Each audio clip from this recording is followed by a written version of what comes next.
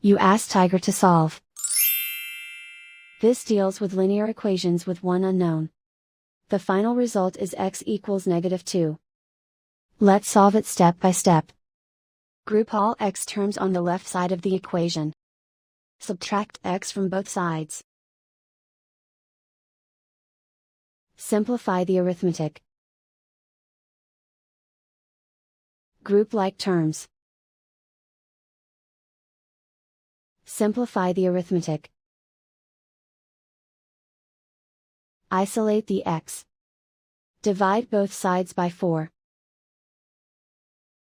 Simplify the fraction. Find the greatest common factor of the numerator and denominator. Factor out and cancel the greatest common factor. And so the final result is x equals -2.